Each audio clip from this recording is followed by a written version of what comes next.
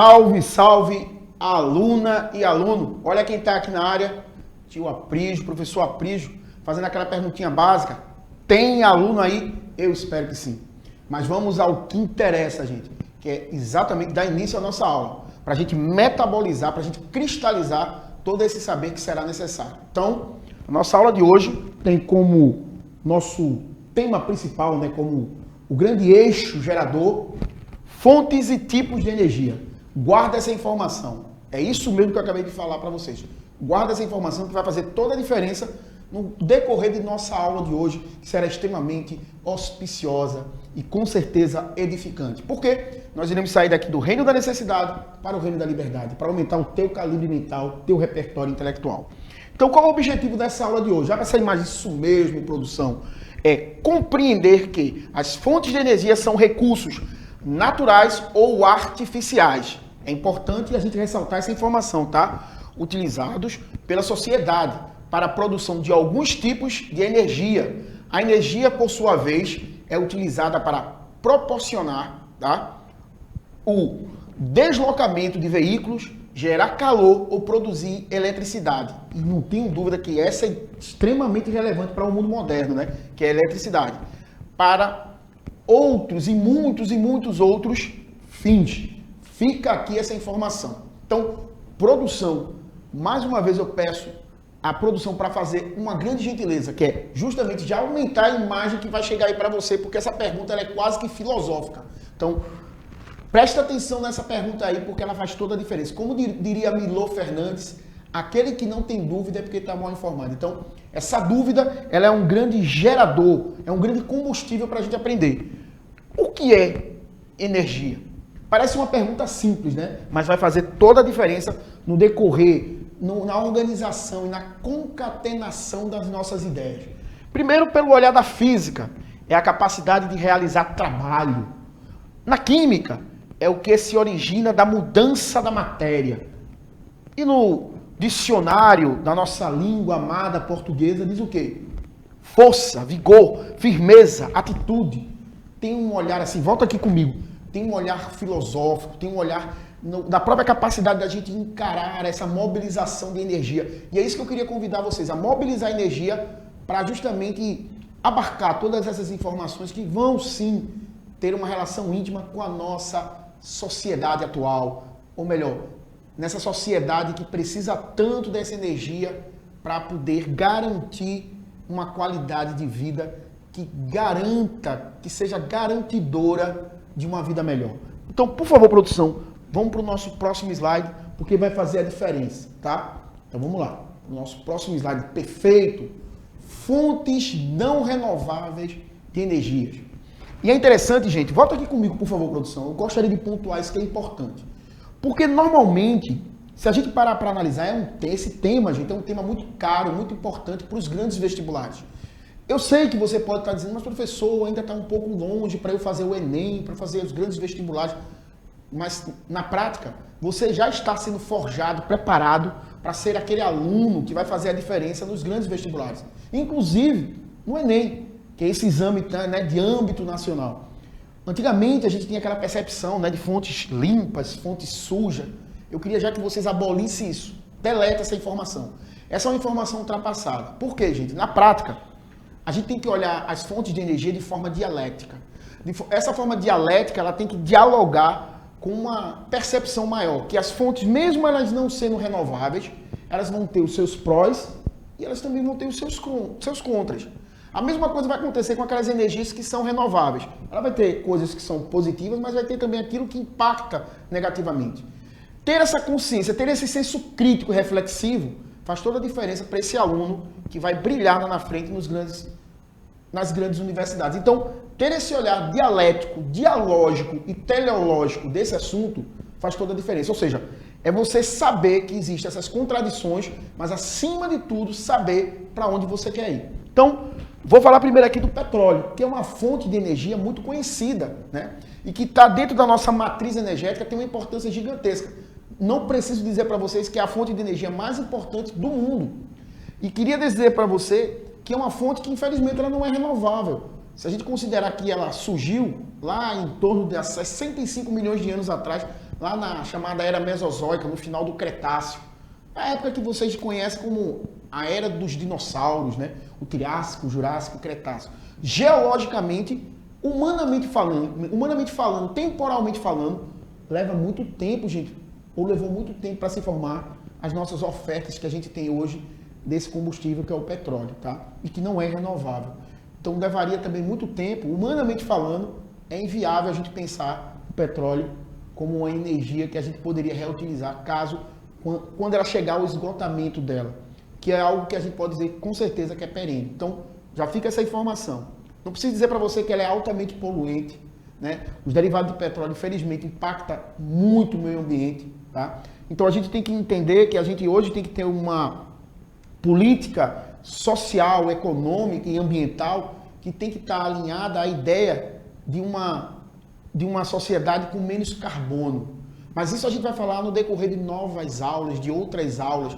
Esse aqui, gente, é o primeiro, vamos dizer assim, a gênese de tudo que a gente vai falar ainda sobre essas temáticas. Porque isso está tudo ligado, está tudo interligado. Essa fragmentação, gente, não deve existir. Por quê? Porque todas as disciplinas elas têm que estar conversando. Como diria Edgar de Morin. Essa fragmentação ela é perigosa. Então, todas as disciplinas elas têm que dialogar em prol de um bem maior, que é entender como é construir um modelo de compreensão e de interpretação do mundo. E aí, vou pedir para a produção abrir para a gente dar início, ou melhor, dar continuidade à nossa próxima fonte de energia não renovável, que é o gás natural. E até, de certa forma, o gás natural, gente, eu posso aqui deixar registrado na notinha de rodapé, deles é o que menos polui. É o que menos daria, vamos dizer assim, ofertaria de forma negativa, impactaria negativamente para os chamados efeitos do chamado aquecimento global. Porque o efeito estufa, eu gosto sempre de reforçar isso, na prática ele não é ruim. O que é ruim é o excesso dos gases estufas, como o CO2 e o próprio metano. Mas quando eu penso em gás natural, que também é um combustível fóssil, ele estaria no rol do mais light, do mais tranquilo, em termos de impactar o meio ambiente. Então, fica também essas informações, porque é relevante, gente, é importante para que você tenha esse repertório, que tenha toda essa versatilidade de compreender e de interpretar essas informações, para que você justamente possa conjecturar, né? Que você possa fazer essas inferências de forma inteligível. Preste atenção nisso, por favor, se liga. E aí, mais uma vez, produção, abre essa imagem aí para que o aluno vislumbre aí o carvão mineral, que é muito, gente, muito poluente. Polui muito, mas polui muito. Outra coisa, ele impacta muito o meio ambiente. E sem falar que é muito caro. Usar ele como fonte energética, de certa forma, bate forte no bolso. Eu não preciso dizer para você, quando a gente pensa em crise hídrica, usar as minas, né, usar as usinas termoelétricas, você vai ter como matéria-prima o uso do carvão mineral. Então, além de ser muito caro, muito poluente, impacta no bolso do brasileiro. Ou melhor, impacta no bolso de qualquer país que usa esse tipo de fonte. Sem falar que vai agravar e muito quando se fala na questão do aquecimento global. A gente não tem como não colocar na equação isso, porque faz toda a diferença. E aí, a energia nuclear. E a energia nuclear, gente, a gente pode, de certa forma, pensar assim, e aí? Será que a energia nuclear é tão negativa assim, a ponto da gente negar e não querer de jeito nenhum? Você vai encontrar que muitos autores, muitos teóricos, muitos estudiosos vão realmente ser categoricamente contra o uso de energia nuclear. Mas se a gente parar para analisar a energia nuclear, será que ela só tem coisas negativas? Eu não vou dar um spoiler não, sabe por quê, gente? No decorrer da nossa aula, a gente vai falar um pouquinho mais sobre isso. A gente vai, de certa forma, confrontar filosoficamente e olhar isso de forma mais crítica. Porque, gente, essa aula da gente é de ciência, mas a gente tem que ser um sujeito crítico e reflexivo. Por quê, gente? Para que a gente possa justamente fazer inferências do mundo que faça com que esse mundo fique melhor. Não só para mim, mas para quem eu amo também. Então, por favor, produção, vamos lá, vou pedir já para a produção abrir a próxima imagem, para a gente não perder tempo, porque a gente vai falar agora das fontes de energia renováveis. E ali tem a biomassa. Gente, volta aqui comigo, produção. O Brasil, a gente pode dizer, gente, que é um grande exemplo quando se fala de biomassa. Posso citar aqui um exemplo, até para a gente não perder muito tempo? O etanol. A cana-de-açúcar é um bom exemplo de biomassa. A gente, claro, tem outras fontes de biomassa, para a produção, por exemplo, do biodiesel, e aí vai por diante. Mas pense em biomassa, pense em energia que vai ser formada a partir da matéria orgânica. Então é uma energia que tem um impacto que é muito inferior no sentido de, vamos dizer assim, de causar problemas para o meio ambiente. Mas tem seus impactos? Tem sim. Seria meio que estranho eu dizer que não. Por quê, gente? Lembra que foi que eu disse que essas fontes de energia, seja ela renovável ou não renovável, ela vai ter os seus prós, vai ter os seus contras, vai ter esse olhar que tem que ser dialético. Por quê? Há sim coisas positivas, mas há também coisas negativas. Então, não deixa de ter esse olhar muito, mas muito observador quando se trata nessa análise mesmo fria. E aí, fala das hidrelétricas. Gente, o Brasil tem uma topografia, tem uma geografia que permite, que é generosa quando se fala desse tipo de energia, energia hidroelétrica, energia das hidrelétricas. Por quê, gente? A gente tem um relevo que permite a gente ter muitas quedas d'água. Essas quedas d'água permitem com que a gente use a energia potencial para justamente fazer com que essa energia potencial se transforme em outros tipos de energia, né? Energia cinética, energia mecânica, para mover turbinas essas que vão mover essas estruturas para poder gerar energia elétrica. Aí você pode se perguntar, energia elétrica, formada a partir das usinas hidrelétricas é tranquilo, não polui, não faz mal nenhum. E aí eu digo para você, não é como você pensa não, gente. Também ela tem seus impactos negativos. No processo de construção delas, principalmente. Mas eu não vou também aqui adiantar, sabe por quê, gente? Eu não vou dar spoiler, porque a gente vai ter daqui a pouquinho um momento que a gente vai fazer uma espécie, repito, de reflexão crítica e reflexiva sobre também esse tipo de energia. E aí, eu não podia deixar de falar dessa, vamos dizer assim, queridinha de quando se fala de uma energia renovável, que é a energia eólica, a energia dos ventos. Que muita gente diz assim, então essa daí, professor, com certeza não tem problema. Tem sim. Ela é uma energia que com certeza ainda ela tem um custo muito alto.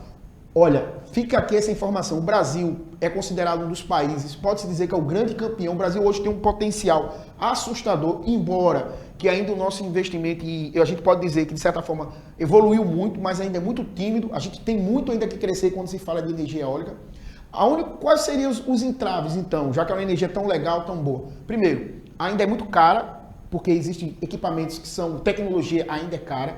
Tem a questão também, o espaço físico que ela tem que ocupar. Ela promove uma poluição que a gente não pode deixar aqui de deixar registrado, que é a poluição sonora. Então, fica essas informações, isso faz toda a diferença para você entender. E é isso que eu digo, gente. Não deixa de ter esse olhar crítico, esse olhar que ele vai justamente gerar em você essa inquietação, para que você não se conforme, para que você tenha esse espanto.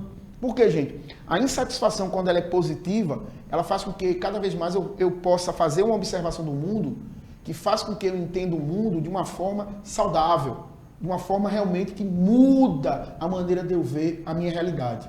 E aí, gente, não podia deixar de falar da energia solar, energia fotovoltaica, né? Que também está muito em moda, a gente vê aí como está crescendo assustadoramente. É uma tecnologia ainda muito cara? A gente ainda está longe do ideal. Mas a gente pode dizer que a gente já teve uma evolução assustadora. E o Brasil também, gente, tem um potencial gigante. Muito, mas muito grande. E aí, por último, mas não sendo menos importante, a energia geotérmica. Muita gente pensa assim, mas a energia geotérmica é tão falada, tão pouco aqui no Brasil. Por quê? Porque nosso terreno, vamos dizer assim, nossa geografia, nosso ambiente geológico realmente não é tão propício, tá? Aqui no Brasil se espera fazer uma usina, né, geotérmica na cidade de São Paulo, que é um projeto feito pela USP. Então espera-se que esse projeto ainda esse ano possa entrar em funcionamento. Mas, por enquanto, é apenas uma possibilidade. Mas já fica essa informação, se você quiser pesquisar. Por quê? Porque esse ambiente tem que fazer com que você seja esse sujeito pesquisador, que está o tempo todo inquieto, querendo aprender, tá?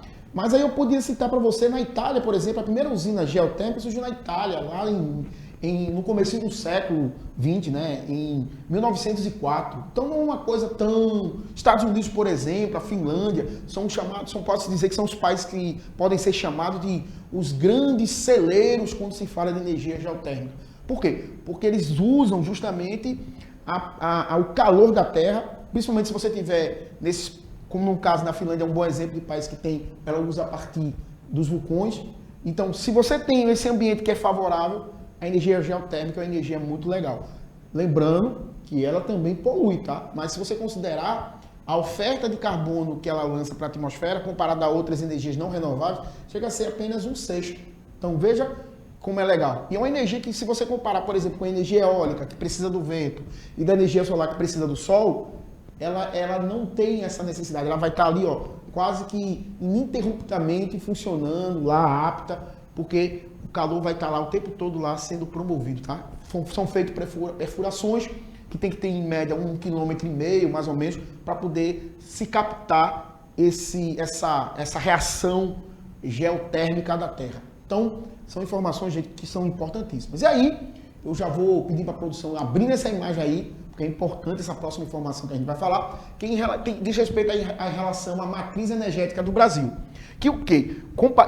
Lembrando a vocês, gente, essa informação é de 2016, tá? Então, essa configuração pode já ter mudado, infelizmente, ou para melhor ou para pior. Mas vamos usar comparativamente, matematicamente. Eu vou pedir para que vocês agora abram a chave hermenêutica, a chave da interpretação matemática, da alfabetização e do aletramento matemático.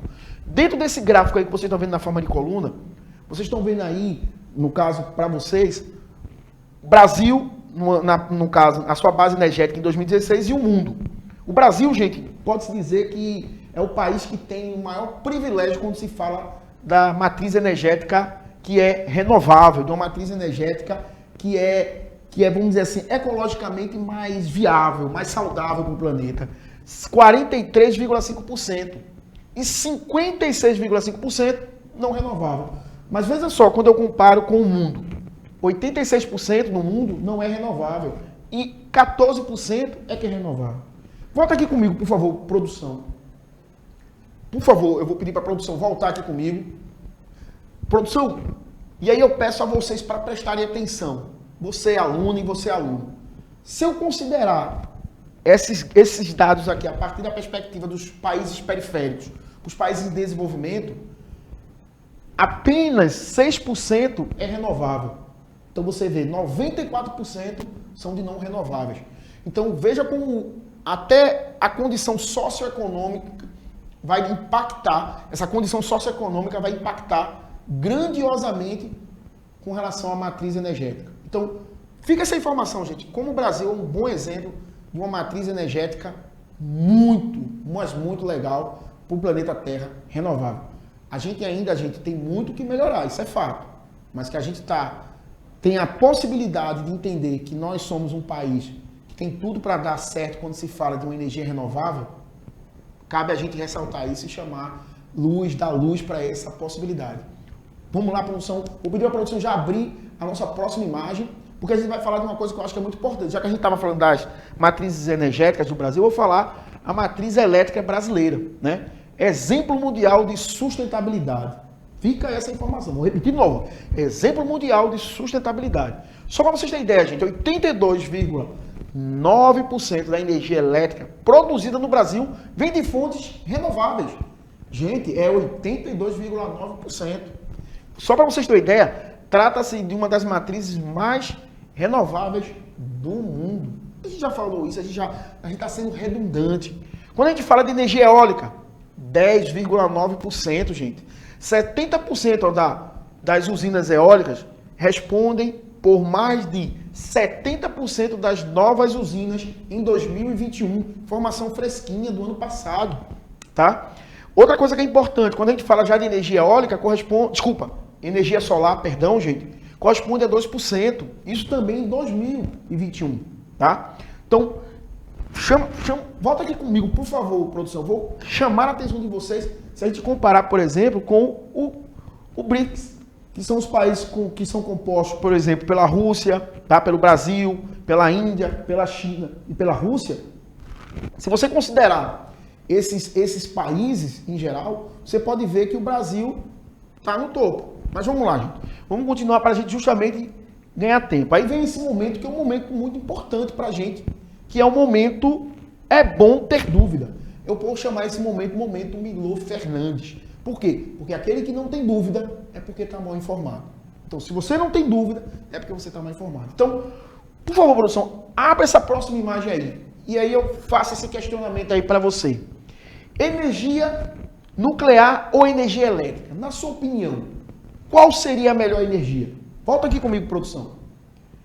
Eu quero chamar a atenção. Eu não quero, na verdade, eu acho que nem dar spoiler, mas eu vou dar aqui algumas dicas e vou convocar você. Eu vou fazer um desafio a você. É quase que uma tarefinha de casa. Para que você possa se inquietar com relação a esse questionamento e fazer esse questionamento também para quem você ama, para as pessoas que estão próximas de vocês. E, acima de tudo, perguntar isso também para quem? Para o grande cuidador, o curador do teu conhecimento, que é o teu professor. Esse mediador de relevância, esse cartógrafo de relevância, que é o teu professor. Pergunta também para ele e observa, preste atenção no que ele vai falar. Porque quando eu falo de energia nuclear, gente, realmente é uma energia que ela, quando se fala dos acidentes nucleares, como o de Fukushima, do próprio Chernobyl, ela nos dá um friozinho na barriga. Mas eu tenho que deixar claro aqui que é uma energia, gente, que quando se fala em termos de impactos ambientais, principalmente na liberação de gases estufas, é tranquilo. Mas ela causa um tipo de poluição que é poluição térmica. Por quê, gente? Porque um processo de esfriamento dessas usinas, ela se faz com um diálogo, com um contato com a água do mar, alterando a temperatura da água do mar, que vai impactar toda uma fauna e uma flora marinha. Então, olha que tem um lado positivo? Tem, mas tem um lado negativo. E quando eu falo de uma hidrelétrica, tem que se fazer uma barragem, tem que fazer o quê? Alteração do percurso do rio. Isso vai comprometer ribeirinhos, vai comprometer possivelmente também a morte, vai causar morte de animais, vai causar morte de muito também da nossa flora, quando é o uso desse tipo de matriz energética. E também vai ter com isso a liberação de quê, gente? No processo lá de putrefação, no processo de decomposição desses organismos. A liberação de metano, que dentro do topo do ranking é um dos gases poluentes ou um dos gases do efeito estufa, que a gente pode dizer que é hardcore, muito violento. Então, fica também essa informação, é importante. Então, o que é que eu queria chamar a atenção de vocês? É vocês terem esse olhar crítico e reflexivo. Porque, gente, conhecimento é poder, como diria Francis Bacon. E aí, eu vou pedir para a produção abrir a nossa próxima imagem, que é as nossas referências bibliográficas. Abre essa imagem aí, por favor, para esse aluno ter noção das nossas referências bibliográficas. E aí, já vou pedir para a produção voltar aqui comigo, para eu justamente fazer aquele momento fofo, cuti-cuti, que é me despedir dos meus alunos. E dizendo para vocês, gente, que nós aqui estamos mobilizando energia para dar o nosso melhor para vocês. Por quê? Porque vocês merecem. E lembre-se que nós não viemos aqui para construir muros, mas sim para construir pontes. Um abração, beijão, tchau, tchau, tchau, tchau.